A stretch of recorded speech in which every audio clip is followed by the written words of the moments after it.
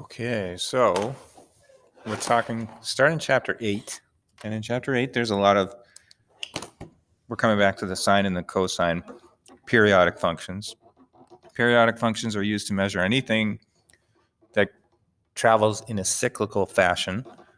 And when you start to think of what those things are, there's a lot of things that travel in cyclical fashions, especially like the Earth travels around in a circle or an ellipse around the sun.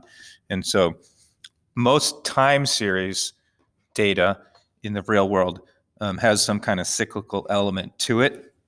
And I think as you go further into math, you realize that there's more than just one independent variable for every dependent variable. And that's where you get into this idea of multivariate calculus and statistics and regression. But for now, let's just think of data that travels in some kind of a cycle. We're going to do just one together. This is one of those things that ideally we'd be in a classroom together processing it at the same time. But we're doing the best we can. So it's a good opportunity to practice your concentration, I think. Practice writing something down if it confuses you and stay paying attention. Brielle and Elaine always travel to Sunset Beach together for their summer vacation. Every year, they return to the same section of beach and spend their time around the pier. Elaine notices that the water rises and falls on the posts of the pier.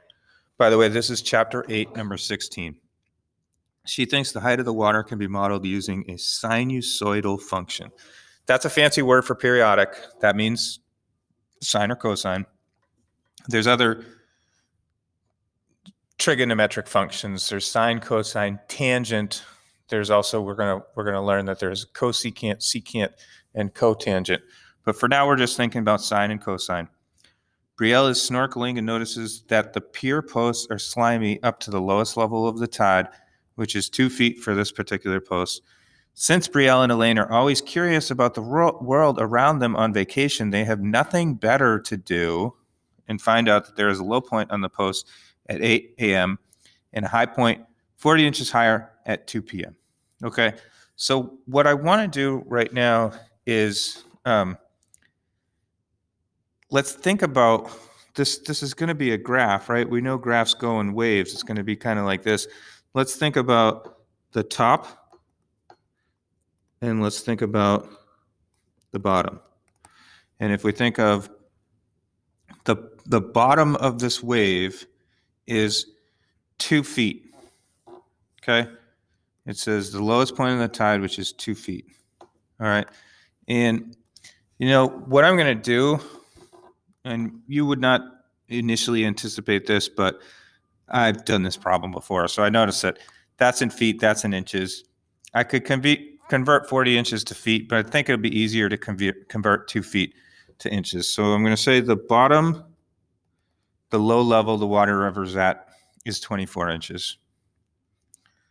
The top that the water ever reaches is going to be 24 inches plus 40. So that's going to be 64 inches. And since I have the top and the bottom, I may want to think, what's the middle? What's in between 64 and 24? Well, that's 44 inches. Okay, good. So now, what is my period? My period is the amount of time that it takes for one complete cycle. So it looks like, notice that there's a low point at 8 a.m. and then the high point at 2 o'clock p.m. Well, what would that mean for the period? Well, let's think of what it means for the graph right now. Let's say this is 24. Let's say this is 64. Let's say this is 44. Let's say this right here is 8. Actually, I'll make it a little bit. 1, 2, 3, 4, 5, 6, 7, 8. Okay, this is 8 a.m. That means that where we started was at midnight. And at 8 a.m., what did we say? It was at a low point. Okay, so at 8 a.m., it's at a low point. And then 9, 10, 11, 12, 1, 2. At 2 p.m., it's at a high point. Then 1, 2, 3, 4, 5, 6. So 6 hours later, 3, 4, 5, 6, 7, 8. Now this is 8 p.m., so we might want to use military hours here, 2000 hours. So that's one full cycle of this wave, okay? So the period we can tell from looking at that wave is 12 hours. Okay, so what does that mean? 12 is equal to, do you remember we had y is equal to a sine b x minus c plus d. There are a lot of things to put to pieces in this equation, right? These things a, b, c, and d are all what we call parameters. Okay, a parameter is a number that can change when I move to different functions, but within a function, it's going to stay the same. Okay, what do these different things represent? Well, a is amplitude, which if I draw the midline is at 44. The amplitude is this. It's the distance from the midline to the top. So that's 20. In this case, a is equal to 20. B is the period, sort of. 2 pi over b is equal to the period. Okay, so 12 is equal to 2 pi over b, which means b is equal to pi over 6. Okay? And c is the horizontal shift. So now here's when you start to realize that there's infinitely many trigonometric functions that we can use here, because I could say, I could look at this like, if I go back to how this would have looked at, go back in time, it would have looked something like this, right? So I could say this is a cosine function that starts at top and starts right here. Or I could say it's a cosine function that starts on bottom or starts right here. Or I could say it's a sine function that starts in the middle and starts right there. There's a lot of different ways that I could look at this. Let's say, and in this case, I'm just going to say that it is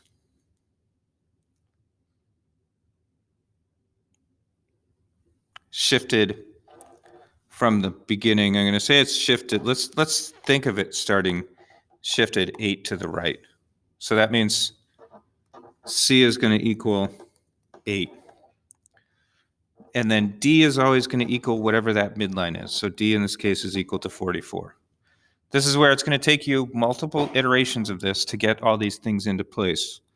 But the fact that it's confusing, the fact that it's hard, the fact that you don't get it the first time isn't going to prevent you from picking yourself up and trying it the second time and getting it down. So this is going to be 20. And now this is a cosine, right? It's cosine because cosine starts at the top or the bottom. So if I'm picturing this as the starting point, it's at the bottom. Since it starts at the bottom, it's going to be negative. Negative 20 cosine of b, which is pi over 6 times x minus 8 plus 44. Let's see. Let's see if that works for us.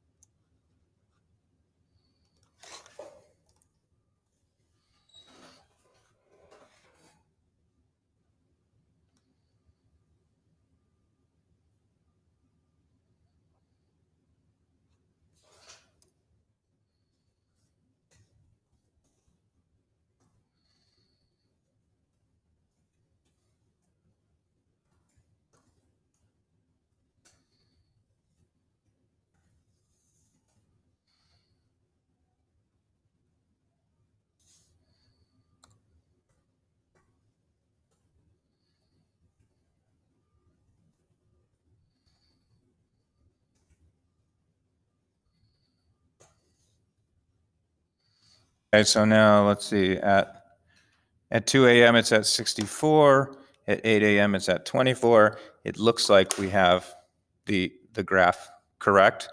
Notice, I think I could have written, well, let's just see, y is equal to 20 cosine pi over 6,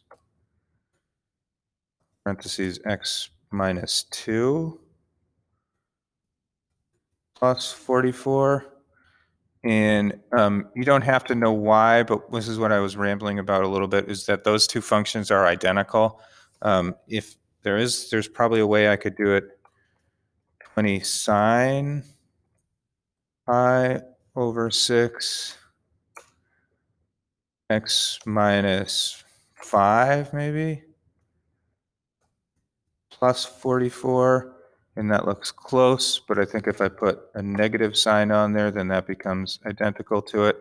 So I'm just showing you that there's multiple ways of doing this. You don't have to understand completely why yet, but if you're planning to take AP Calculus next year, you should be thinking about why those are the same. What does the rest of the question ask me? Write an equation to model the height of the water relative to the post of the function where t equals 0 represents 12 o'clock midnight and h of t represents the height of water in inches. At 11:30 a.m., the girls want to take a walk on the beach but decide to wait until high tide. Okay. What is the height of the water at 11:30 a.m.? So what is 11:30 a.m. in this case? This is f of 11.5. So the height of the water at 11:30 a.m. is 49.18 inches. And then they're always going to ask you, it's the same thing. They're going to ask you to plug in an x and find a y, and then they're going to ask you, and this is cruel. I don't know why. As a little brother myself, I'm on Sean's side. Do not play this game. Brielle's little brother Sean is 2 feet 7 inches tall. When's the first time after 8 a.m. that the water will be over his head if he plays right next to the post? Sean, there are people that will play with you and they'll play nice with you. Don't even play that game. But if I wanted to find it, 2 feet 7 inches. Now this is giving me a y value. What is 2 feet 7 inches? That's 31, right? So I could put y is equal to 31 here, and I could find the first time. Well, that's around 6.3. So that's 6 a.m. and maybe 6:25 or something like that. This is at 9:45 perhaps. What's the first time? Is it after? The first time after 8 a.m. would be 9.649, which would be 0.649 times 60. So this would be 9:38 a.m., 9:39 a.m. All right, there's a lot embedded into these questions, which is why they're good. Okay, you're going to have to do some more. You're going to have to talk to your group. I want you to start by writing down the top, middle, bottom, period, amplitude. Even if you get stuck, you should be able to get some things in there before you give up.